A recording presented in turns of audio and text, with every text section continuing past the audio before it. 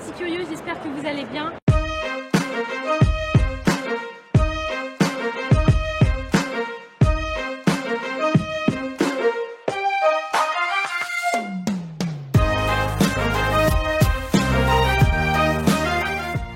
Aujourd'hui, je vous emmène en escapade de 3 jours avec moi à Rome.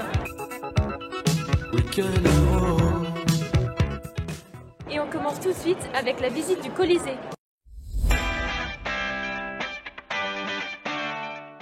Pour cette première visite, bienvenue donc au Colisée, le plus grand amphithéâtre de l'Empire romain.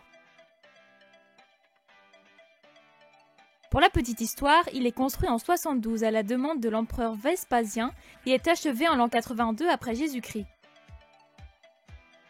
Pour parler de sa taille, elle est gigantesque. Elle est en forme d'anneau ovale de 188 mètres de long, 156 mètres de large et 57 mètres de haut. À l'époque romaine, le Colisée pouvait accueillir plus de 50 000 spectateurs, friands de combats d'animaux ou de gladiateurs.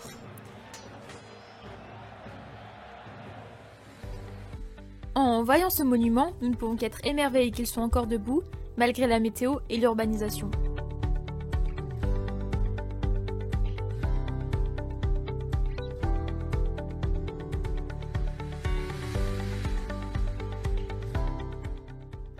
Pour le visiter, je vous conseille de prendre un billet coupe-file, tôt le matin ou à la dernière heure, car comme vous l'avez vu, le monde afflue toute la journée.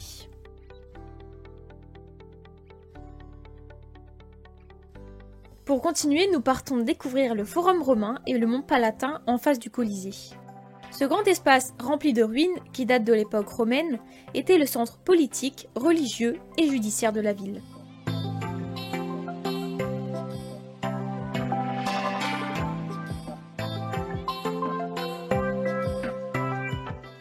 Commençons la balade avec l'arc de triomphe de Titus. Cet arc romain est le plus ancien. Il a été construit en 81 par l'empereur Donatien en l'honneur de son frère Titus et de son père Vespasien. La Via Sacra ou voie sacrée était l'artère du Forum romain.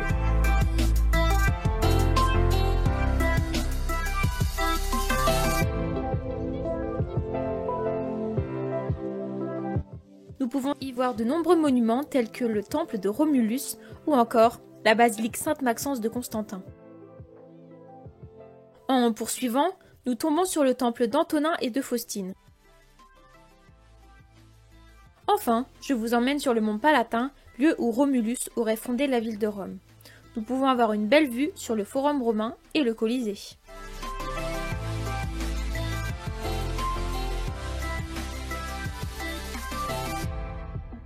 Nous finissons cette journée en se baladant dans le quartier typique de Trastevere. En ce deuxième jour, je vous fais découvrir le plus petit État du monde, le Vatican, ainsi que la basilique Saint-Pierre de Rome.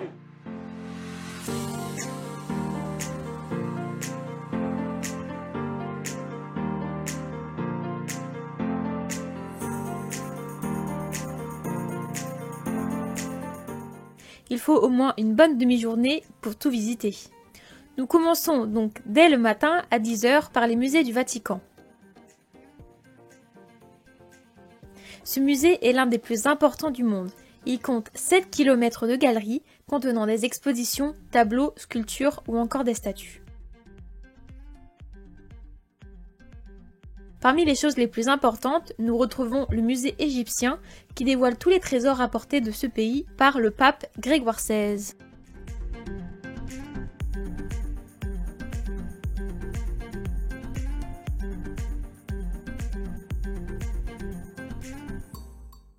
Le musée Pio Clemente est célèbre pour ses statues classiques que nous retrouvons dans la salle Rotonda, inspirée du Panthéon.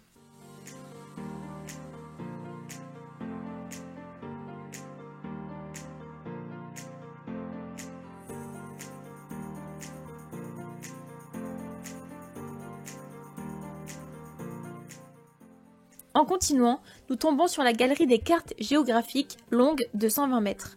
Lorsque vous la visiterez, je vous invite à admirer le magnifique plafond en or.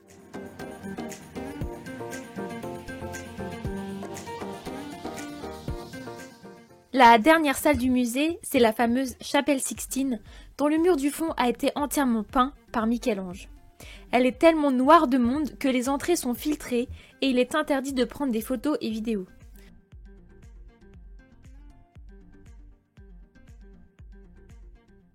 La fin de visite des musées du Vatican s'effectue à l'entrée de la basilique Saint-Pierre. C'est la plus grande et spectaculaire d'Italie. À l'intérieur, nous pouvons admirer la Pietà de Michel-Ange,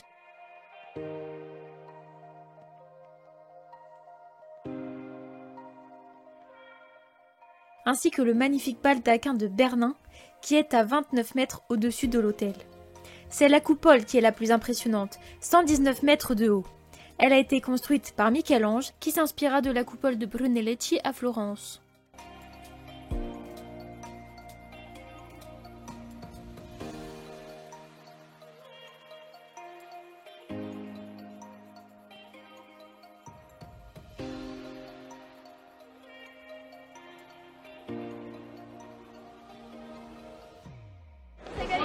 Ça y est, la visite du Vatican et de la basilique Saint-Pierre c'est terminée. Franchement, c'était magnifique, on en a eu plein les yeux. Et maintenant, baladons-nous dans les rues de Rome. Nous allons nous balader le long du Tibre jusqu'au château Saint-Ange avant de traverser le pont Saint-Angelo.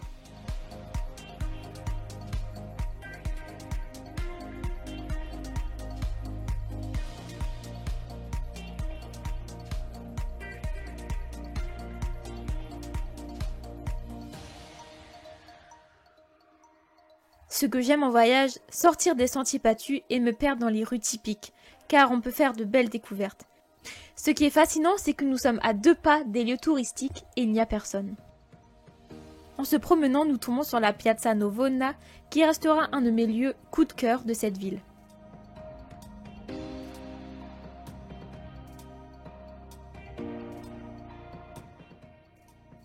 Artistes de rue, chanteurs, danseurs se mêlent à l'agitation du week-end de Pâques.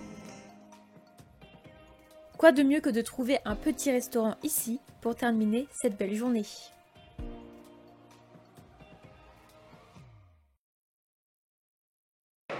Ça y est, c'est notre 3e et dernier jour à Rome.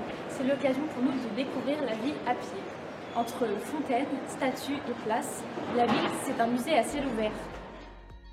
La Piazza del Popolo est le point de départ de la grande balade qui nous attend. Au centre de cette grande place, datant du XVIe siècle, nous pouvons voir un obélisque, Obelico Flaminio, qui est dédié à Ramsès II et a été rapporté d'Égypte.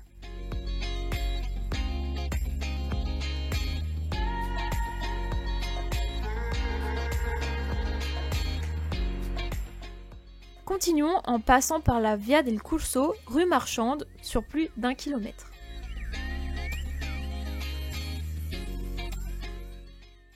Arrivés au croisement, nous prenons à gauche pour rejoindre les escaliers de la Trinité des Monts et la fameuse place d'Espagne, qui est un des endroits préférés des touristes.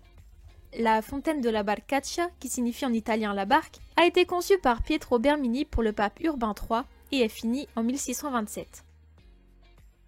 Pour rejoindre le haut de la place, il faut prendre les escaliers de la Trinité des Monts. Cet escalier de 175 marches est particulièrement agréable au printemps.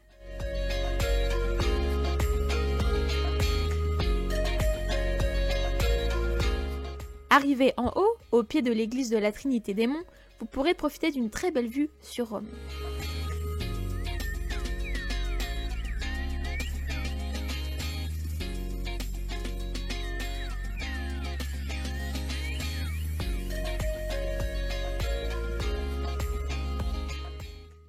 Nous remontons ensuite la Via Sistina pour arriver sur la place Berberini avec ses 2 célèbres fontaines. Au centre de la place se trouve la Fontana del Tritone, réalisée en 1643.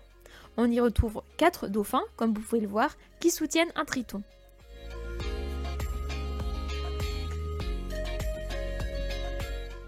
Dans un des coins de la place se trouve la Fontaine des Abeilles, qui constitue l'une des œuvres les plus modestes de Bernini. Nous descendons vers la rue del Tritone pour arriver à la fontaine la plus célèbre de Rome, la fontaine de Trévi. Elle a été créée en 1732 par l'architecte Nicola Salvi. La fontaine fait 20 mètres de large pour 26 mètres de haut.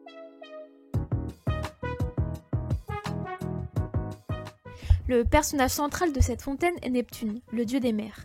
Il se tient sur un char en forme de coquillage tiré par 2 chevaux ailés sur une mer à 2 visages, déchaînée et calme.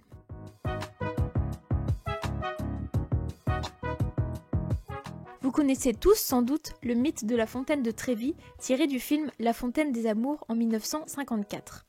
Si nous jetons une pièce de la main droite à l'épaule gauche, dos à la fontaine, nous reviendrons à Rome. Ou alors, si vous lancez 2 pièces, vous tomberez amoureux d'un ou d'une Italienne. Après cette magnifique découverte, nous nous perdons dans les petites rues de Rome pour arriver sur la place de la Rotonda et le Panthéon.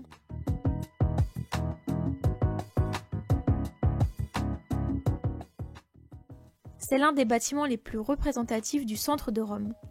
La construction du Panthéon a commencé en 27 avant Jésus-Christ sous la direction de Marcus Agrippa.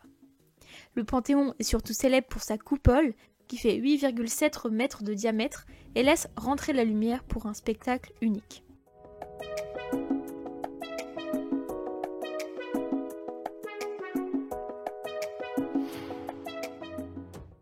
En longeant les rues et places vers l'ouest, nous retrouvons la Plaza Navona, El Campo dei Fiori, pour arriver sur l'une des plus vieilles rues de Rome, la Via Giulia, où se trouvent de nombreux palaces. Je vous propose enfin de vous laisser guider par votre instinct, vos sens, pour rendre votre visite à Rome unique et singulière.